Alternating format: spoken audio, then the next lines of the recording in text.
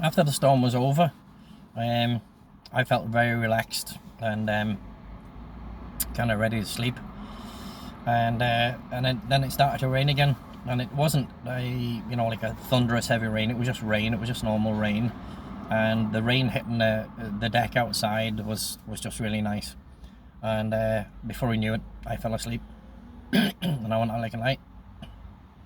And about 6 in the morning, I got a knock on the door, and it was Andy. And Andy popped in, and he said, is everything okay? Yeah, any damage outside to the window? No, everything's okay, everything's all good. And Andy said to me, I'm going to be popping out, he says, for a couple of hours. He had a girlfriend. I think her name was Sharon. I hadn't met her yet. She was a nurse, an ER nurse, and also a pilot. And Andy was going to go out, and he was going to, have breakfast with her and stuff, and he'd be back in for me just to chill and take it easy. And if I would pop upstairs and make sure Tom was okay if he needed anything, no problem at all. So I lay back, and it was unlike me. I fell asleep again, and the rains just like really, really settled me. I just loved that type of weather. I just remember as a kid running up the golf course when it was raining, getting soaked. There used to be a big tree up by a river. It used to be a part of the river. It was like a little swimming place called the Fox's Current, and it was on a little slope down in the river. There was like a little waterfall, but there was a little slide, a natural slide in it that we just got in, and we slid down the top about 10 feet and into this little deep pool. It was really good. Well, up at the top of the slope was a big tree, and that was my escape point as a kid. I never told anybody I used to go there. And I would go up there and I would sit under that tree when it was thunder and lightning, even though they said it was dangerous to sit under trees with lightning. And I would take my shoes off and I would put my toes into the grass, and it seemed to ground me. It just seemed to calm all the turmoil and angst and bullshit and abuse that was in my head. And I just used to sit there and I would crunch my toes into the grass, and sometimes I would find a muddy patch and I would put my feet in the mud, and it was brilliant. It was absolutely brilliant, just feeling the mud squish on my feet and through my toes. I don't know if there's anybody else that ever did that type of stuff or ever felt, that you felt grounded afterwards. You just felt better. And then I'd wash my feet in the river. I'd put my socks on, cold wet feet, which felt even better. And then I would put my trainers on, and I would head either back home, or I would go for a walk in the forest. And most of the time I kind of spent on my own, and I just preferred that. I just preferred my own company, to be honest. I didn't have to listen to other people's bullshit or deal with anybody else's crap until I got home, and would have to go through the same abuse and getting slapped and beat and all that stuff. So rains really calmed me down. And the rains in San Pedro was something else. It was a tropical rain. It was a Caribbean rain, and it came in fresh from the sea, and it just was clean. It smelled clean, and it felt cleaner. And I was really beginning to miss that. But as long as there was rain and the odd thunderstorm, I'd be happy. So I fell asleep again, and I woke up. I think I woke up around 9 o'clock, and I woke up very hungry. So before I kind of did anything or had a shower, I popped upstairs to check that Tom was okay, and Tom was fine.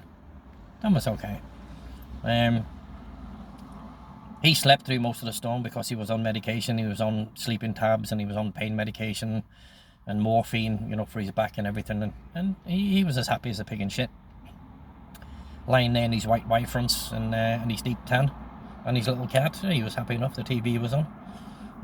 He had a little mini fridge, and he had his beers, and he had his little bits of food and stuff, and Tom was okay. There was a phone in Tom's room, and he knew that if he needed anything, he could just ring down to me, and I'll be on the ceiling on his floor with his walking stick, and I would come up and and I would get him what he needed. It wasn't a massive drama. It's not like he was very demanding or he did it every 10 minutes. You very rarely saw or heard from Tom. He was like a hamster that just kind of slept all the time. And I had no idea of the amount of pain that he was in. You know, I could only imagine when he would tell me it, and that's why he was on these morphine tabs and his painkillers and God knows what else he was on. It was oxycodone or whatever he was taking. But he had a literal little pharmacy, a little chemist, sitting on his nightstand. And yeah, poor guy. I felt really, really bad for him. So after checking on Tom, went downstairs, had a quick shower, and put the TV on in my living room. I think I grabbed some yogurt and some bananas or something that morning, and a coffee, and I just sat there and I was watching the weather patterns as Andy had asked me to do. And yeah, very boring, but it was good to be able to understand them, the high pressures, low pressures, and all this type of stuff. And you needed to know that stuff when you were flying anyway. So I spent an hour or two watching the weather over Miami-Dade, and then the weather going down over Mexico and Belize, and it was pretty much the same. It was just a big massive storm front, and which was actually heading down to Belize. So after eating something, gave Dave a quick ring. Just got out the shower. I was, hey Gibbo, fucking hell, what's happening? I was really happy to hear him again. It'd been a few days since we spoke. I told him about the big storm that we'd had early in the morning. I told him that I'd checked the weather and that the storm was heading down to them, and just to make sure that the boats were tied up. He said, yeah, the clouds are really black, and the winds had come in, and when the winds came in, it brought the rains and it brought the storm and stuff. So David rang Richie. Richie had come up and secured.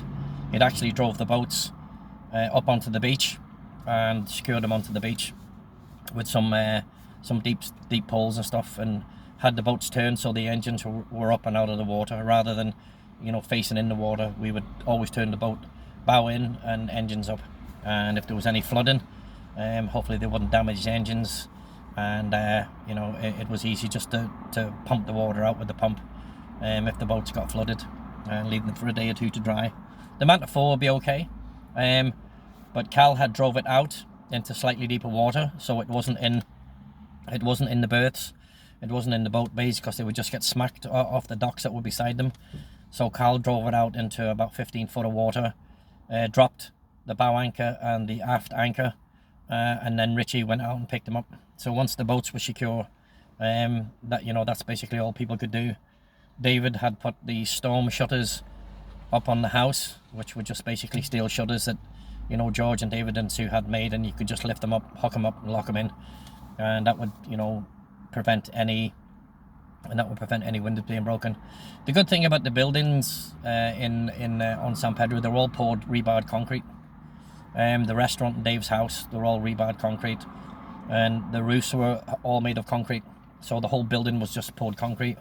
And there was just no dramas with anything, and there wasn't going to be any damage. The restaurant, on the other hand, was, the bottom of it was poured concrete, but the top of it was wood. And so again, Dave and Richie got up and they put the storm shutters on the restaurant, because it was slatted glass, just slats, and they opened and closed, and then inside that was mosquito netting. So Dave and Richie got up and they basically secured the J garden as much as they could. So it's a bit of a chin wag. I told Dave what had been happening. I told him our next port of call was Bermuda, and that Andy had gone out to meet his girlfriend and stuff, and Dave goes, fucking Jellyhead's got a girlfriend. So we'd started calling Andy Jellyhead, because sometimes he would say shit and then he would forget it. So I'd always call him Jellyhead, not to his face obviously, but you know, it was a standing joke between me and Dave, and it brought us both a giggle. Dave didn't really have much planned because of the storm. No divers were going out, everything was cancelled, and Dave would just sit tight in the house and spend time with the boys. School was obviously cancelled for a day or two to see how bad the storm was going to be, and that was it. Just pretty boring stuff.